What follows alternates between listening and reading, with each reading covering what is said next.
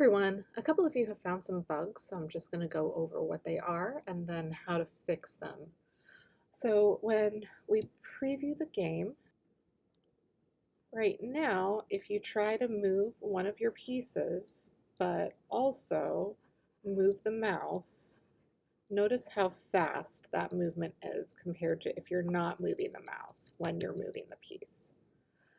So that is bug one. I'm just going to go to one of my other scenes here.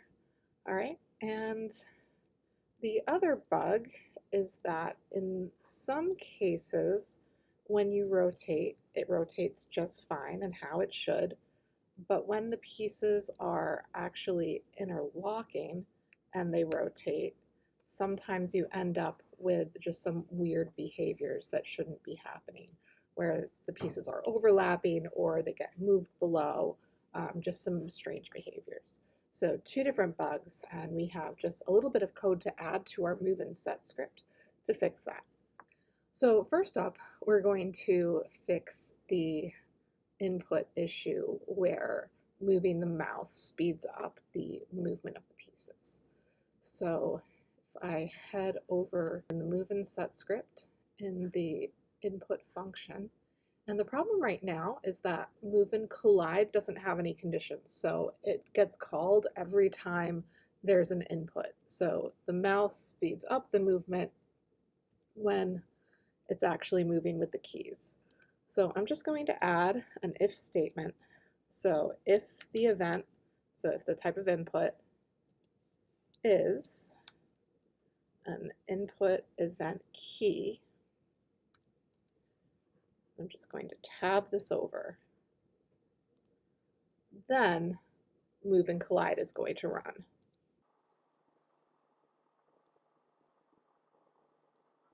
All right, so now when I preview the game and play through, moving the mouse has absolutely no impact on moving the pieces. So that is fix one. Fix two for the rotation is going to be a little bit more complicated. I've already added a new function into my script here just at the bottom.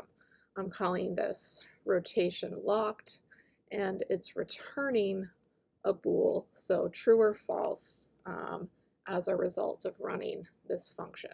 So if the piece should be able to rotate, it's going to return false.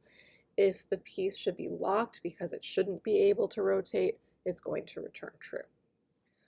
So there is a variable specifically for this function called threshold. It's a float value, and right now I have the number set to 4.1.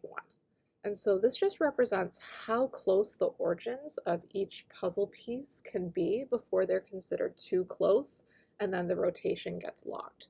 So this works really well for the particular puzzle pieces that we're working with due to the size and the style. If you have pieces that are a different scale, you might end up needing to change the threshold here. And if the shapes themselves are a lot more complex, this might not work as well, and then you might be better off with a different approach. But this does work perfectly for our particular puzzle pieces.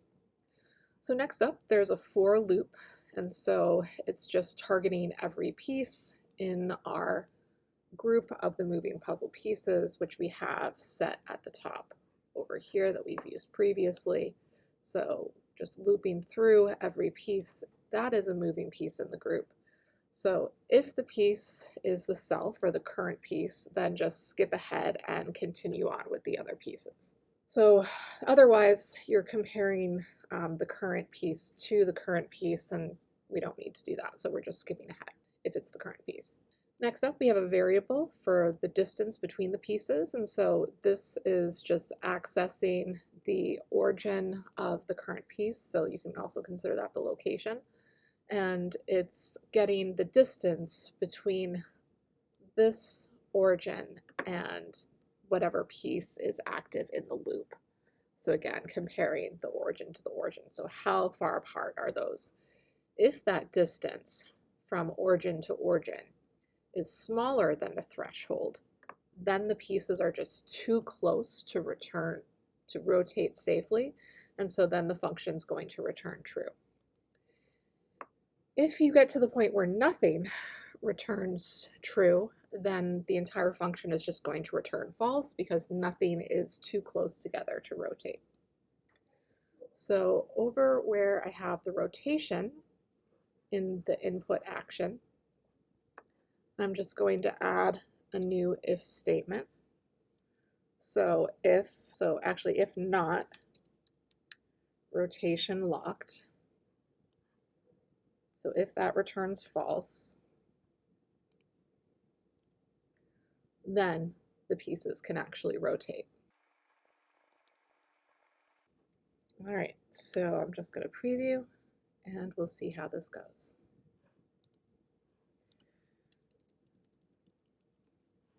So if I line up my pieces right now, they're both rotating freely. Even when they're up against each other, they're rotating just fine, but now that they're intersecting, now they're no longer able to rotate. So that's working perfectly. I'm just going to go to my other scene at some point. Okay, here we go. So again, my pieces can rotate freely. If they're up against each other, usually they'll be able to still move. Though you'll notice in a couple combinations, if they're right up against each other corner to corner, it might not rotate, but I think that that's better than getting strange rotation behavior. So I think that's something that we can live with. But when it's completely interlocking, definitely can't move. The other pieces can still move freely because they're not close. And when this is interlocking, again, it won't rotate. When it separates out and gets further away, then the pieces can rotate. So that should fix both of the bugs. If you find anything else, let me know.